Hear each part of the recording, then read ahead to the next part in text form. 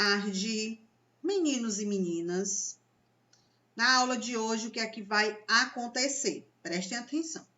Eu vou explicar o TD de História com calma, cada questão, falar um pouco sobre o conteúdo que a gente estudou no mês de março, que foi a Revolução Industrial, as 3 fases, primeira, segunda e terceira.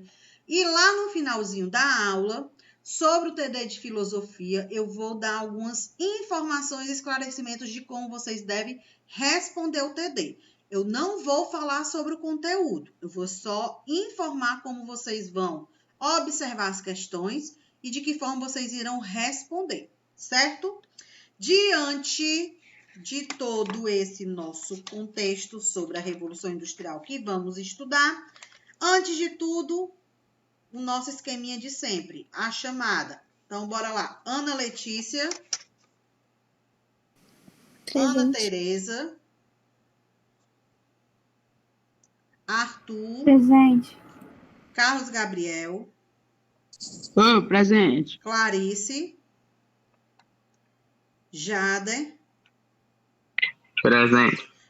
José Antony. José Guilherme. Júlio César. Presente. Luana. Presente. Maria Luísa. Presente. Mateus. Presente. Matias.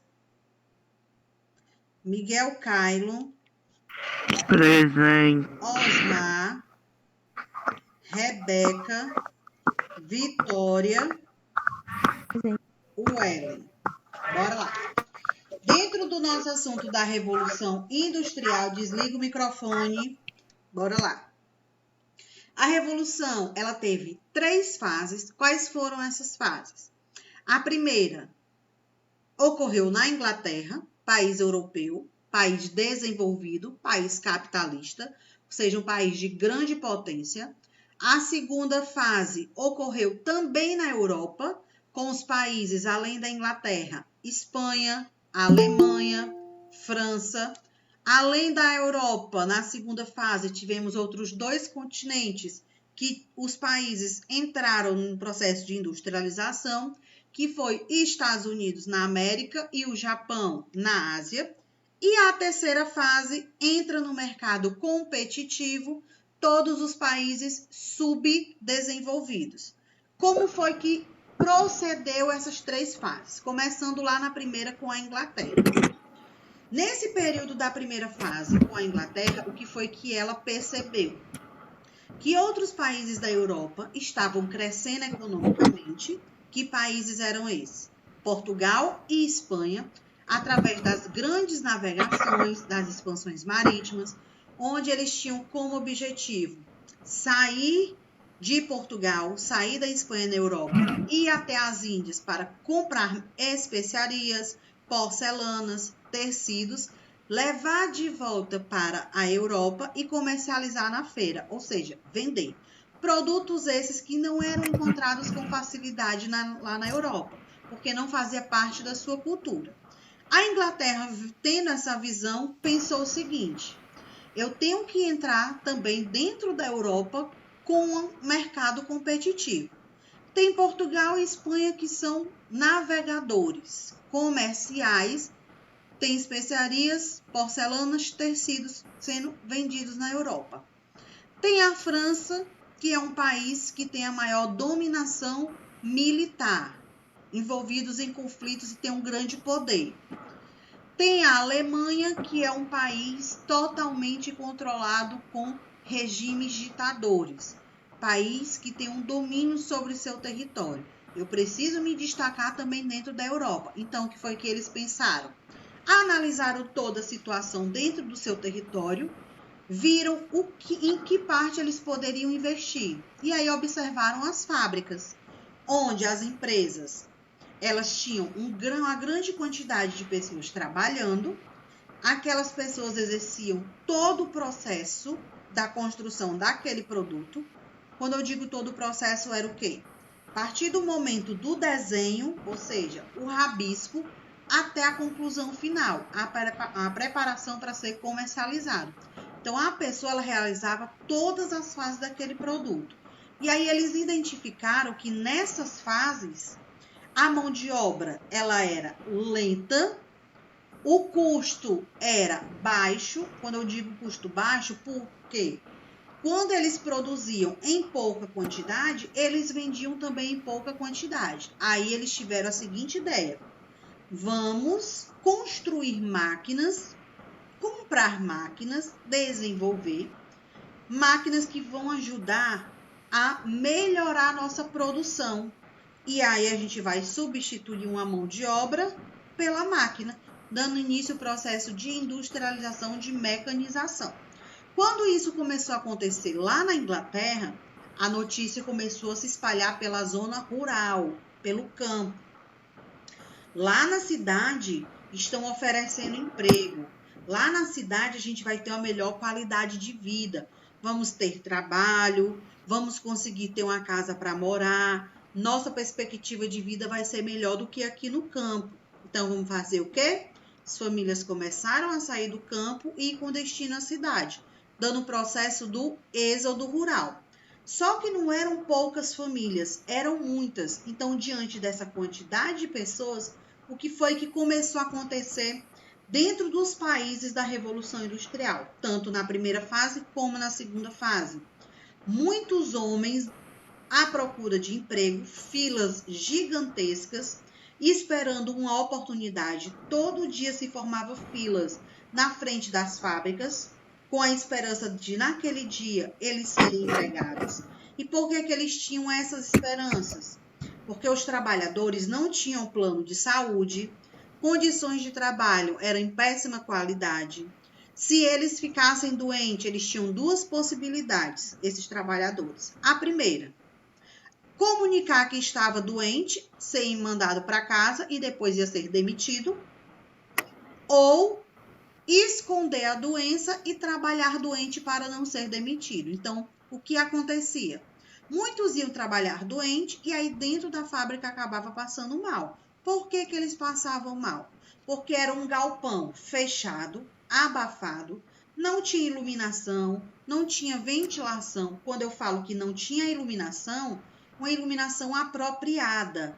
Era o quê?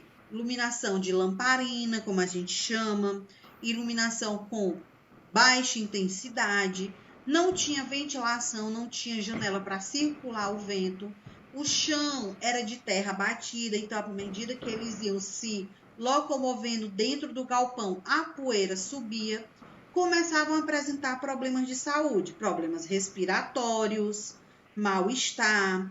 Tinha questão também de alimentação, as fábricas não davam alimentos para ele, não tinha refeição, eles tinham que levar de casa. Aí vinha também a cultura do boia fria, que era comida fria. Muitos deles tinham poucos minutos para se alimentar, para descansar, então eles tinham que muitas vezes optar. Ou eu me alimento ou eu descanso, porque o trabalho ele era exaustivo. Chegava a trabalhar entre 16 a 18 horas por dia, os homens. As mulheres trabalhavam de 14 a 16 horas por dia e as crianças trabalhavam 14 horas por dia. Então, a gente vê aí que o trabalho ele era exaustivo. Eles não tinham uma hora de descanso. O máximo que eles iriam ter era de 10 a 30 minutos para se alimentar, ir ao banheiro, bater o ponto. O que é bater o ponto? Pegar o cartãozinho, colocar na máquina para saber a hora que ele saiu, para saber a hora que ele entrou. Se passasse 1 minuto a mais, já era descontado do seu salário. Se eles sofressem acidentes dentro da empresa, acidentes de trabalho, eles não tinham direito nenhum, porque não tinha carteira assinada, não tinha direito a férias, não tinha direito a folga, não tinha direito a feriado, não tinha direito à cesta básica. Então, eles não tinham direito a nada. Nesse período da Revolução Industrial, o trabalho, mesmo sendo assalariado, ou seja, mesmo eles recebendo pelo que eles estavam trabalhando, era considerado um trabalho escravo. Por que um trabalho escravo? Porque eles trabalhavam em péssimas condições. Dentro dessa questão da primeira e da segunda fase, a modernização e o avanço fez parte de quê? Primeira fase, máquina a vapor. locomotiva a vapor através do carvão. Segunda fase, substituição da máquina a vapor, substituição da locomotiva a vapor pela energia elétrica, pelo petróleo. Então, a modernização foi se iniciando, foi surgindo novos equipamentos, foram surgindo novas fábricas, onde na primeira fase, a fábrica mais especializada, a que gerava grande renda, grande retorno para a Inglaterra, era a fábrica têxtil. O que isso significa? Produção de roupa, produção de algodão, produção de tecido, onde a matéria-prima era o quê? O algodão, através da agricultura. Já na segunda fase, além da têxtil, tinha metalúrgica, siderúrgica, tinha exploração do petróleo, tinha automobilística. Então, o mercado, que era só isso aqui, na segunda fase ele passou a ser o quê? Maior, se expandiu. E aí chega a terceira fase. O que acontece na terceira fase? Os países subdesenvolvidos entram no mercado, especificamente a partir da década de 90. Como é que eles entram no mercado? Os países desenvolvidos começam a fazer parcerias com eles. De que forma? Pegando as suas empresas multinacionais e implantando nos países subdesenvolvidos. Por quê? Para aquela empresa, para aquele país, ele vai gerar uma alta riqueza, vai ter o poder lucrativo e, em troca disso, ele vai gastar menos, vai ter problemas com relação à população bem menor, os direitos não vão ser totalmente adquiridos, porque muitos da população não vão questionar. Lá na primeira e segunda fase, não podia ter sindicatos, não podia ter movimentos grevistas, já que na terceira fase já existiam os sindicatos, já existia o movimento grevista. Com base no que eu falei, alguma dúvida? Não. Não. Certo. Então, bora lá para as questões. Primeira, ela fala o seguinte: nós temos uma imagem, nós temos o fragmento, ou seja, uma parte de um texto. O texto menciona: a Inglaterra pedia lucros e recebia lucros. Tudo se transformava em lucro. As cidades tinham a sua sujeira lucrativa, suas favelas lucrativas, sua fumaça lucrativa, sua desordem lucrativa, sua ignorância lucrativa, seu desespero lucrativo. As novas fábricas e os novos altos fornos eram como pirâmides, mostrando mais a escravização do homem que seu poder. O que a imagem 1 está querendo retratar para você, tanto a imagem como o texto? Que mesmo tendo os problemas sociais lá na Inglaterra, quando eles saíram, a população saiu do campo e foi para a cidade, começou a surgir os problemas sociais. Quais foram eles? Favelização, construção de casas nos morros com papelão, moradores de rua, furtos nos comércios, assaltos, crimes cometidos com relação à violência, àquelas pessoas que moravam na rua, perseguições policiais. Então, na visão do texto, tudo isso, por mais que fosse considerado um problema, acabava sendo lucrativo. Por quê? Vamos entender. Mesmo as pessoas sendo moradores de rua, mesmo as pessoas morando em favelas, elas tinham necessidade de sobreviver. Se elas iam se tornar assaltantes, se iam furtar nos comércios, os comércios iriam precisar contratar quem? Policiais ou segurança. Então, o dinheiro ia o quê? Girar dentro do mercado. Se o comércio não queria contratar seguranças, ele tinha que colocar o quê? Grades, câmeras, cerca elétricas. Então, o dinheiro ia o quê? Circular, ou seja, ele iria lucrar. Ele iria comprar de alguém. Então, o dinheiro ia estar girando, circulando o capital dentro do território. As fábricas contratando esses operários para trabalhar. Geração de emprego, geração de renda, geração de dinheiro. Esses operários, pouco ou não, o que eles ganhassem, o que eles recebessem, eles tinham necessidade de comprar alimento, estaria gerando dinheiro, gerando lucro. Então, independente do que estava acontecendo na Inglaterra, ela estaria se beneficiando e lucrando com as ações, porque o dinheiro ia circular de alguma forma dentro do território. E aí, dentro dessa questão de lucro, a Inglaterra ela apresentou na primeira Revolução Industrial 2 fatores. Um fator político e um fator econômico, ou seja, se desenvolveu nesse ponto. Fator político está relacionado com o autoritarismo, está relacionado com a economia, com o poder, com as decisões. Quando eu digo autoritarismo, poder, economia e decisões, porque só quem podia decidir era a alta sociedade. Só quem podia empregar era a alta sociedade. Quem podia dar as ordens era a alta sociedade. E a sociedade de classe mais baixa fazia o quê?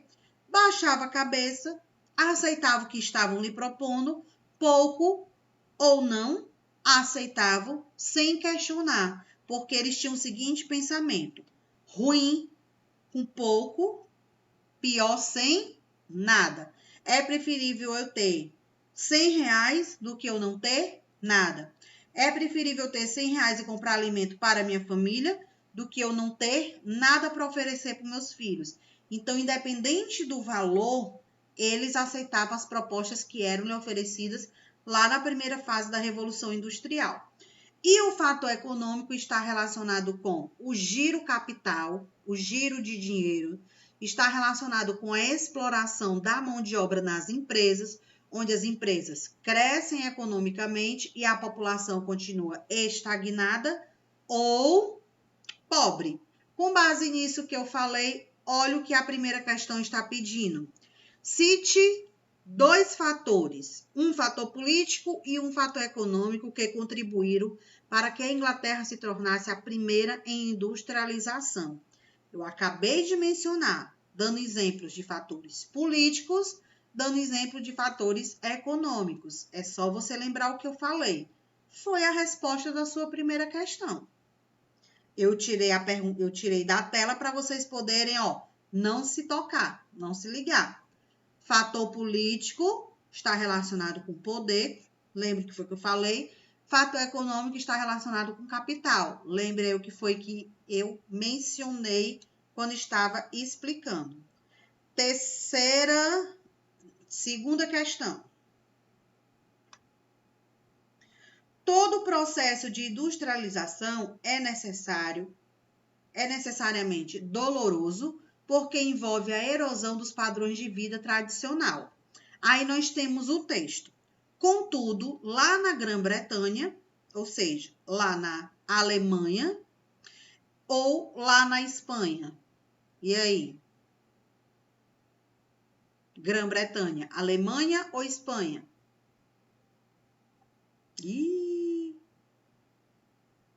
O povo? Vocês não sabem? Alemanha. Ai, não acabe comigo não, pelo amor de Deus. Vocês acabam comigo. Conteúdo de geografia vocês não sabem. Jesus eterno. Deu palpitação. Contudo, lá na Grã-Bretanha, que é a Alemanha, ele ocorreu como uma violência excepcional e nunca foi acompanhado por um sentimento de participação nacional no esforço comum. Até aqui está dizendo que os pobres e os ricos, eles não tinham a mesma visão, eles não tinham a mesma oportunidade. Sua única ideologia foi a dos patrões. Isso quer dizer que a única ordem dada era pelos patrões, o poder. Olha o poder político sendo colocado aqui em ação.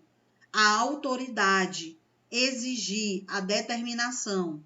O que ocorreu na realidade foi uma violência contra a natureza humana. Aí entra a parte do fator econômico, exploração econômica, processo de escravidão, que são as péssimas condições de trabalho, exploração da mão de obra. Praticamente eu agora mencionei tudo da questão anterior. De acordo com uma certa perspectiva, esta violência pode ser considerada como resultado de uma ânsia pelo lucro. Numa época em que a cobiça dos proprietários dos meios de produção estava livre das antigas restrições e não tinha ainda sido limitada pelos novos instrumentos de controle social, ou seja, pelos direitos trabalhistas.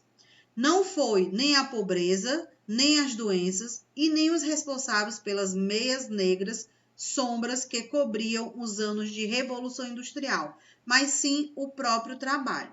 Com base nesse texto, aí é a sua interpretação, é a sua visão, o seu entendimento, você vai explicar, segundo o autor, o texto Trabalho na Revolução Industrial foi uma violência contra a natureza humana, ou seja, contra o ser humano. Tomando como referencial essa consideração em destaque, apresente elementos que concordam com o que o autor está afirmando.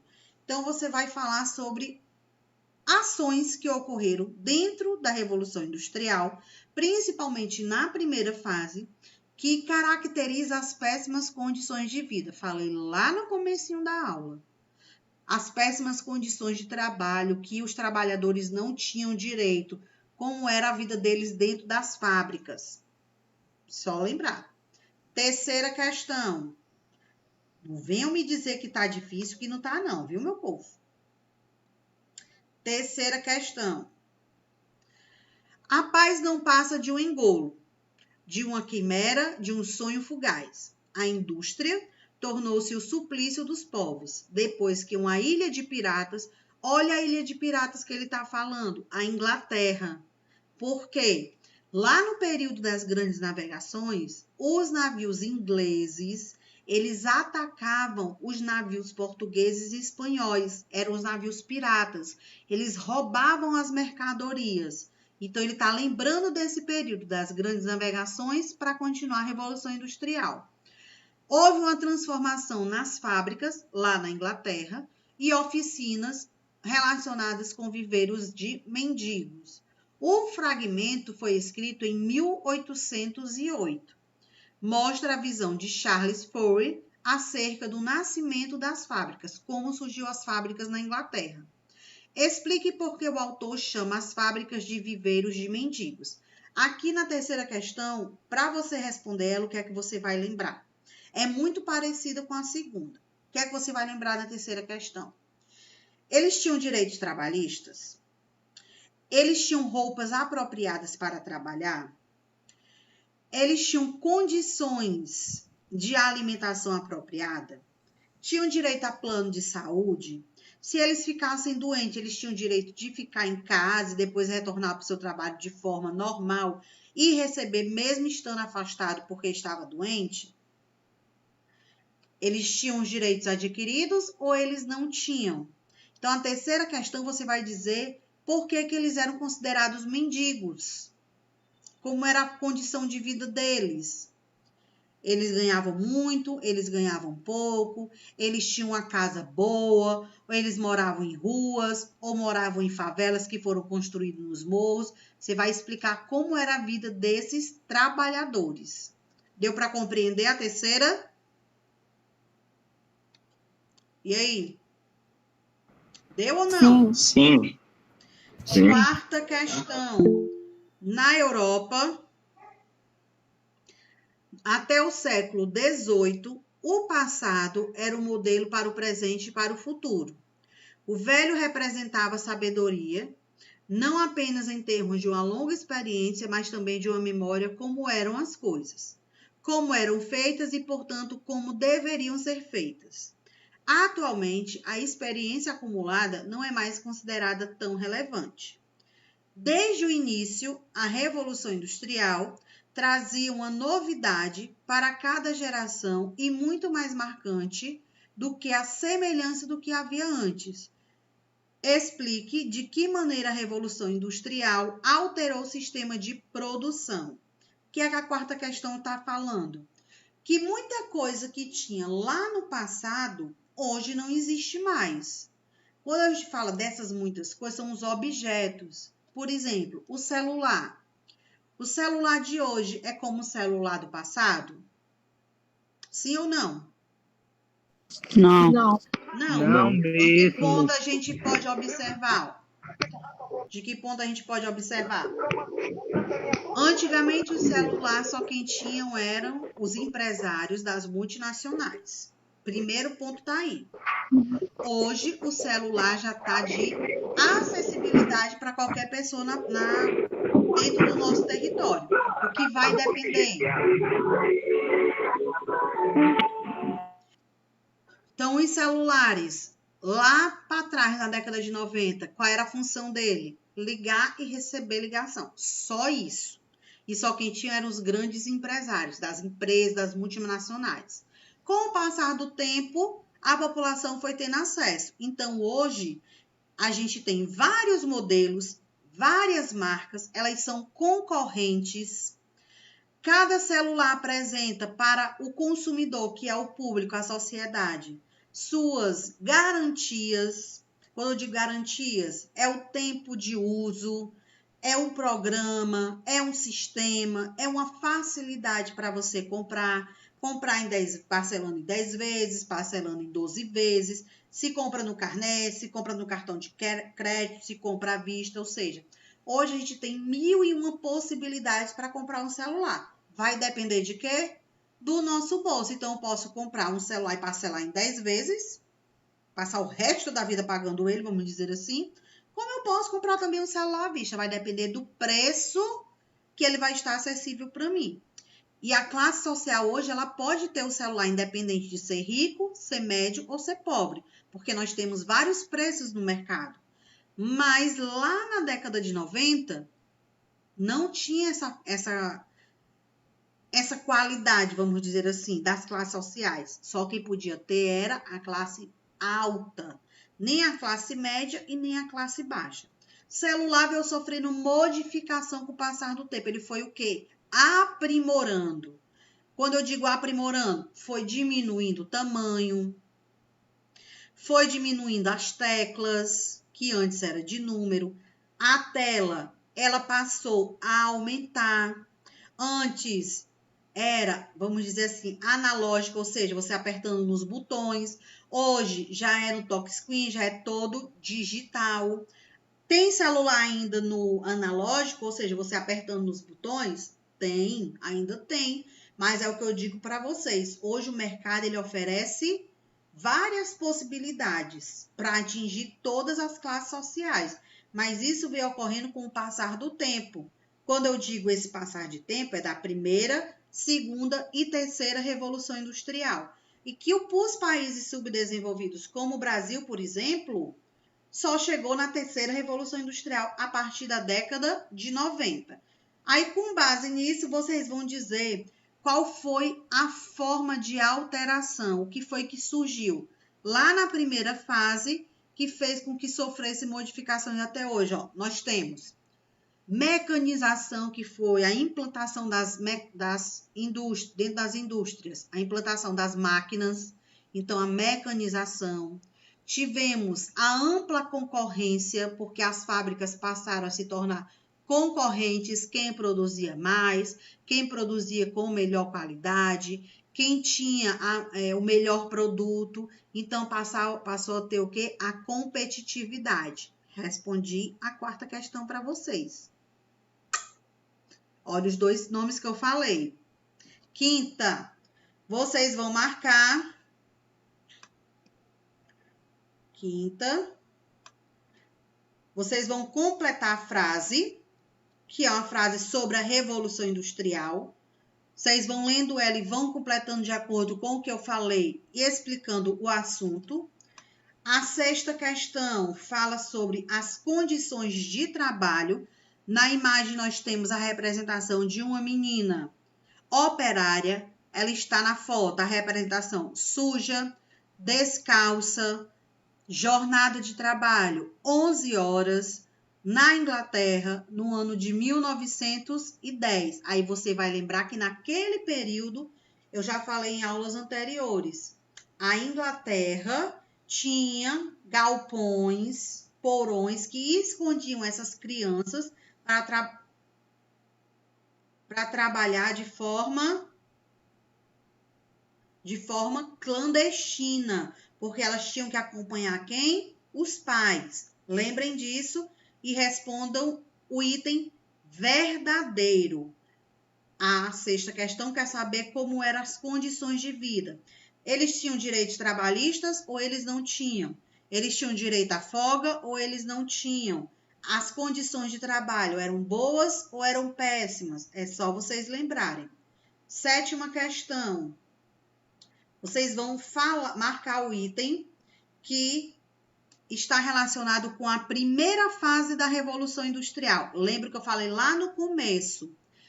Máquinas movidas a carvão foram as navios a vapor, locomotivas a vapor, automóveis, caminhões, aviões ou helicópteros ou transporte animal, movidas a carvão. Falei lá no comecinho da aula.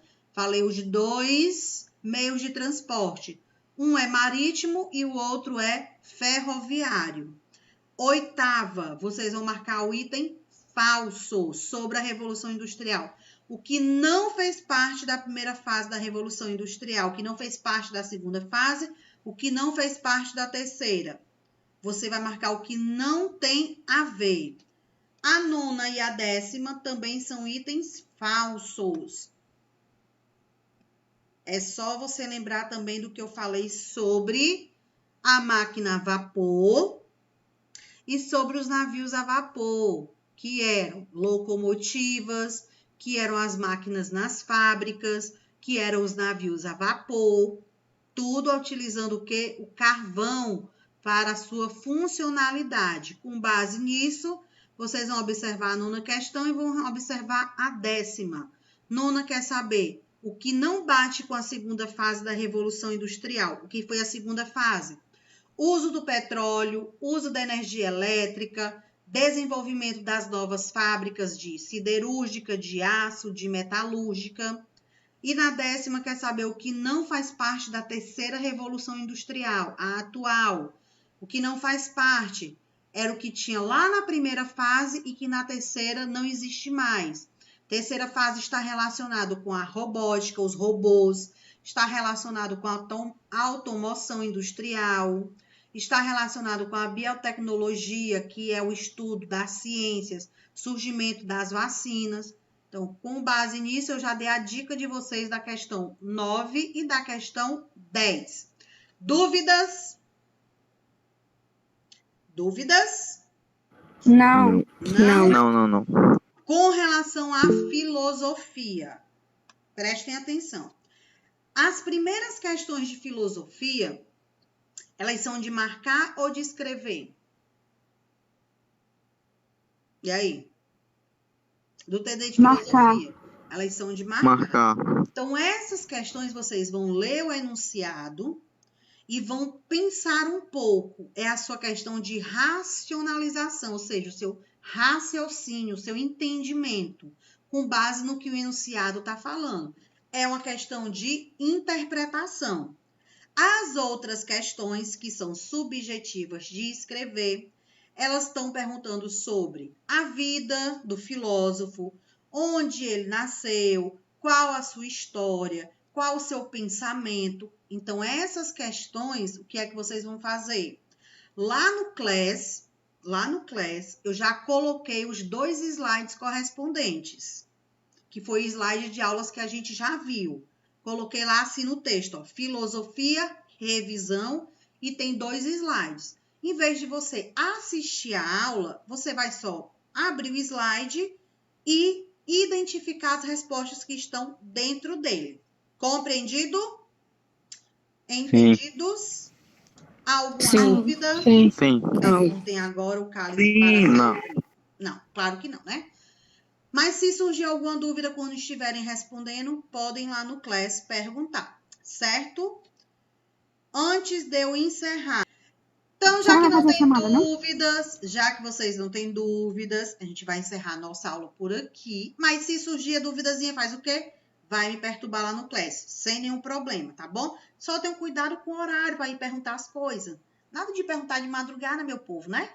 Perguntar um pouquinho mais cedo. Então, espera amanhecer para passar a perguntazinha. De madrugada dá certo não, meu povo. Tá bom? Boa tarde para todos. Boa tarde para todos. Aproveitem o feriado, aproveitem o final de semana, descansem e façam os TDs. Entregar até o dia 10. Tchau.